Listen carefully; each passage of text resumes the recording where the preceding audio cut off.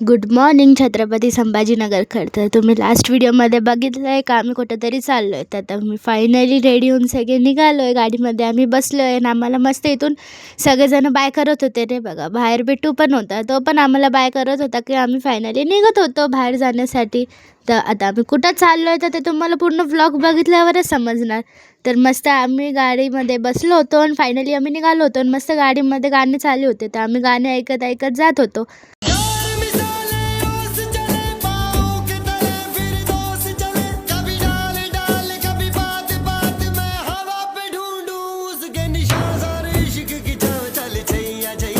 तर हे बघा, बाहेरचा व्ह्यू पण खूप भारी झाला होता, पण दुपारी ऊन जास्त होतं आणि आम्ही दुपारच्या वेळेसच निघालो होतो.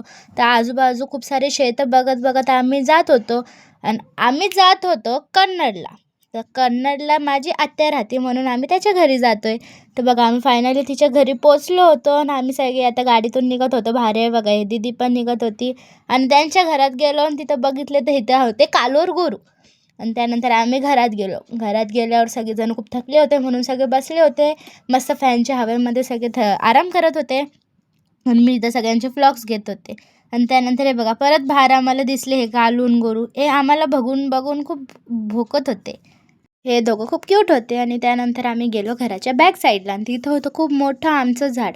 तर मस्त ते झाड बघितलं, आजूबाजूचा व्ह्यू एन्जॉय केला आणि त्यानंतर आम्ही गेलो फायनली जेवण करण्यासाठी. तर जेवण करण्यासाठी गेलो तर आम्हाला माहीत नव्हतं एवढं टेस्टी जेवण आम्ही खाऊ. आणि त्यानंतर आम्ही जेवणात हे एन्जॉय केलं बघा, वरण भात, वांग्याची भाजी, पोळी, चिवडा, गुलाबजामुन, एवढं सारं मेन्यूमध्ये होतं आणि हे खूप टेस्टी होतं. मला खूप आवडलं. आणि त्यानंतर आम्ही मस्त इथं आईस्क्रीम एन्जॉय करत होतो. मस्त आईस्क्रीम खाता खाता मस्त एसीच्या हवेमध्ये बसून आम्ही एन्जॉय करत होतो आणि आमची मस्तीसुद्धा चालू होती. बघा, पप्पा पण एन्जॉय करताय. एसीच्या हवेमध्ये आम्हाला खूप भारी वाटत होतं. आणि हे बघा, इथं काका पण बसले होते, ते त्यांच्या फोनमध्ये पिक्चर बघत होते. आणि हे बघा, दीदी आणि पप्पा इथं मस्ती करत होते. पप्पा त्यांचे फोन बघत होते आणि इथं दीदी त्यांच्या बाजूला झोपली होती. तर ती बघा कशी नाटके करू लागली, तर झोपत नव्हती ती. आणि त्यानंतर आम्ही बसलो होतो, मस्त बोर होती तर. आणि नंतर थोडा वेळ फोन पण बघितला आणि त्यानंतर आत्याने घेऊन गेली तिच्या स्कूलमध्ये, कारण की तिथे तिचे स्कूल पण आहे तर ती दाखवण्यासाठी. तर आम्ही फायनली गेलो तिथं बघण्यासाठी आणि ती खूप भारी दिसत होती. आणि त्यानंतर आतमध्ये पण खूप भारी व्यवस्था केली होती त्यांनी पूर्ण मुलांना शिकवण्यासाठी. पूर्ण पोस्टर्स होते, फोटोज होते, तर सगळं अवेलेबल होतं मुलांसाठी. आणि तिथं मुलांसाठी टी व्हीसुद्धा होती आणि सगळी व्यवस्था होती मुलांसाठी त्या स्कूलमध्ये. तर आम्हाला ती स्कूल खूप आवडली आहे. आणि त्यानंतर आम्ही पूर्ण स्कूल चांगली बघितली आणि त्यानंतर आम्ही गेलो मंदिरात. तिथं होता आणि त्यानंतर ते मंदिर होतं सेवालाल महाराजांचं. तर मग तिथं गेलो. तिथलाही परिसर खूप शांत होता आणि खूप भारी वाटत होतं. आणि त्यानंतर तिथून आम्ही गेलो मारुतीच्या मंदिरात. तर मारुतीच्या मंदिरात गेलो, त्यानंतर महादेवाचे पण दर्शन घेतले. तिथं महादेवाचं मंदिरसुद्धा होतं.